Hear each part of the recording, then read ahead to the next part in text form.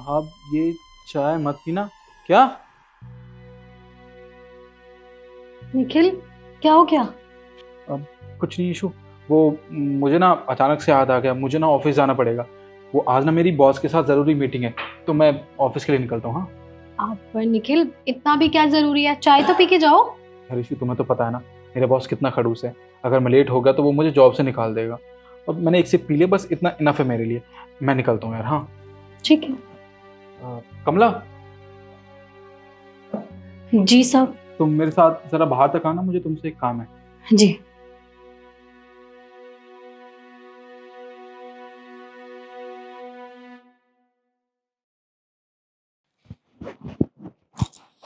ये अच्छा हुआ, ये ऑफिस चले गए। अब पता नहीं कब आएंगे। एक काम करती हूँ, एसडी बेबी को बुला लेती हूँ। वैसे उसकी बहुत याद आ रही थी, इतने दिन से मिले भी नहीं है। हेलो एसडी बेबी, तुम एक काम करो, 5 मिनट में ना मेरे घर आ जाओ। अरे तुम उसकी टेंशन छोड़ दो ना। तुम बिल्कुल फिक्र मत करो। मेरा पति ना ऑफिस चला गया है, पता नहीं कब आएगा। तुम आ जाओ ना प्लीज, तुम्हारी बहुत याद आ गया है। ठीक। ये अच्छा हुआ, अब इस काम वाली को तो मैं बाहर भेज दूंगी।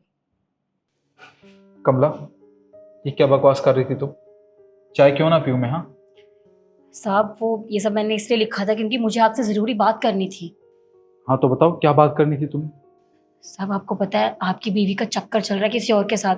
वो रोज़ाना किसी मर्द को बुलाती हैं, मैं तो जानती भी नहीं वो कौन है। तुम पागल हो गई हो क्या? क्या बकवास कर रही हो? तुम्हें पता है अपनी मालकिन के बारे में बोल रही हो तुम? मैं जानती हूँ साहब, मैं अपनी मालकिन के बारे में ही बोल रही हूँ। लेकिन ये सच है, सच में उनका अफेयर चल रहा है। और वो आपकी पीठ पीछे ये सब काम कर रही हैं। और आपको पता है वो रोजाना उसे बुलाते हैं, और आज भी वो पक्का उस घर में आएगा उनसे मिलने के लिए। मैं तो कहती हूँ आज आप ना बिना बताए ना यहीं पे छुपे रहो और उनको रंगे हाथों पकड़ लेना। और साहब आप खुद सोचिए ना, मैं झूठ क्यों बोलूंगी? मेरा क्या फायदा है इसमें? मैं तो इतने सालों से यहाँ काम कर रही हूँ, मुझे ये सब पसंद नहीं आया। आपको पीठ पीछे इस तरह से धोखा दे रही है, मुझे पसंद नहीं आया, इसलिए मैंने ये सब कहा। बाकी अगर आपको विश्वास नहीं तो आप खुद देख लीजिएगा। अ, कमला, मुझे लग रहा है तुम ना बिल्कुल ठीक कह रही हो। तुम आखिरकार झूठ बोलोगी क्यों? तुम तुम इतने सालों से इस घर में काम कर रही हो, और कुछ दिनों से ना मैं भी इशू को नोटिस कर रहा हूँ। वो मुझे लेके ना ज़्यादा सीरियस रहती नहीं है, हमेशा फ़ोन में लगी रहती है। मैं एक काम करता हूँ, आज ना ऑफिस नहीं जाता, बल्कि नीचे बैठ के सब कुछ देखता हूँ। और जैसे ही वो लड़का घर में आए ना, तो तुम सबसे पहले मुझे फ़ोन करोगी। और हाँ, अगर तुम्हारी बात ज़रा से भी झूठ निकली ना, तो याद रखना तुम्हें नौकरी से निकाल दूंगा मैं। ठीक है साहब। साहब ऐसी नौबत ही नहीं आएगी, बस आप आज ऑफिस मत जाना और खुद देख लेना, ठीक है? तुम एक काम करो, ऊपर जाओ। जी।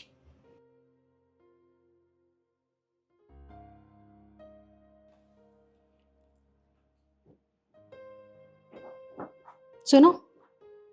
जी मैम साहब, मुझे ना बाहर से कोई ज़रूरी सामान मंगाना है, तो तुम अभी जाओ और लेकर आओ। अभी तो मुझे बहुत सारे काम करने हैं ना, अभी झाड़ू पोछा कर रही हूँ, खाना बनाना है, कपड़े धोने हैं। मैं शाम को ले आऊँगी। अच्छा, तो तुम मुझसे जुबान लड़ाओगी? तुमसे जितना कहा जाए ना तुम उतना किया करो। सामान की जरूरत मुझे अब है और तुम शाम को लेकर आओगी। सारा सामान ना मैंने व्हाट्सएप कर दिया है, अभी जाओ और लेकर आओ। पर एक बात और याद रखना, सामान बिल्कुल ठीक आना चाहिए, कुछ भी खराब मत लेकर आना। क्योंकि अगर कुछ भी खराब हुआ ना तो तुम्हें खराब कर दूंगी मैं। पूरा टाइम लेकर आना। जी, मैं अभी रख कर फिर सामान लाती हूँ।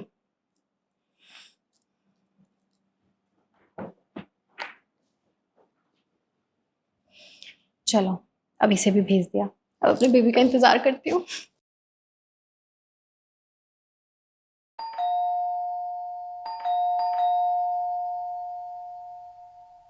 अरे बेबी, इतना टाइम कहाँ लगा दिया तुमने?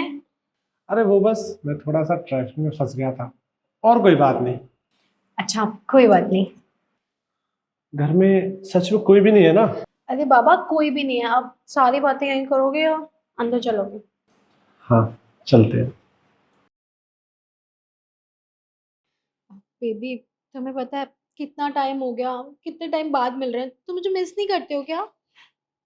ईशू, क्या चल रहा है सब? हाँ, कौन है ये आदमी? ये आदमी, ये निखिल निखिल चोर है। पता है तुम्हारे जाने के बाद ना घर पे घुस आया था, बस मैं इसे भगाने की कोशिश कर रही थी सच में। बंद करो अपनी बकवास। अगर ये जबरदस्ती इस घर में घुस आया था तो ये तुम्हारी गोद में क्या कर रहा था? हाँ तुम्हें कोई ना मिसअंडरस्टैंडिंग हो रही है। मैं तो इसे भगा रही थी और कुछ नहीं। अच्छा, तो इसको दुलार दिखा के इसको भगा रही थी तुम। शर्म आनी चाहिए तुम्हें, सब कुछ पता है मुझे। ये कोई और नहीं बल्कि तुम्हारा आशिक है। तुम्हें शर्म नहीं आती? हाँ, मुझे इतना बड़ा धोखा देते हुए। अरे कुछ दिनों से मैं नोटिस कर रहा था कि तुम्हारा ध्यान ना मुझे छोड़ के अपने फोन पे ज्यादा है, और आज तो सारा सच मेरे सामने आ गया। तुम्हें शर्म आनी चाहिए, तुमने मुझे इतना बड़ा धोखा दिया। निखिल प्लीज मुझे माफ कर दो, मैं जानती हूँ मुझसे गलती हुई है, मैं बहक गई थी, पर मैं तुम्हारी बीवी हूँ ना, प्लीज मुझे एक मौका दे दो प्लीज निखिल। अब माफी मांगने से कोई फायदा नहीं है। तुमने मुझे कहीं का नहीं छोड़ा। अगर समाज के लोगों को पता चलेगा कि मेरी बीवी ने मुझे धोखा दिया है तो क्या सोचेंगे वो? क्या इज्जत रह जाएगी मेरी बाहर? तुमने एक बार भी नहीं सोचा ना इस बारे में? हाँ, और तुझे तो अच्छे से पता था कि शादीशुदा है पहले से, उसके बाद भी तू इसे चक्कर चला रहा है। हाँ देख, तूने बहुत गलत किया ये सब करके। खैर, मैं तो उससे कह ही क्यों रहा हूँ जबकि इसमें सारी गलती मेरी बीवी की है। तुम्हें इसके साथ रहना है ना, तो ठीक है, तुम चली जाओ इसके साथ। और मैंने एक डिसीजन ले लिया है।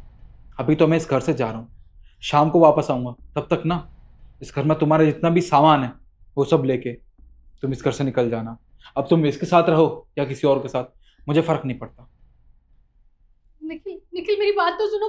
अरे कोई बात नहीं ईशु, ये तो अच्छी बात है। अब हम दोनों के बीच कोई भी नहीं आएगा। ये सब ना तुम्हारी वजह से हुआ है, हम दोनों के नहीं, हम दोनों के बीच में तुम आए थे। तुम ना यहाँ से निकल जाओ, ये ना हो कि मैं तुम्हारे साथ कुछ गलत कर दूं। निकलो यहाँ से।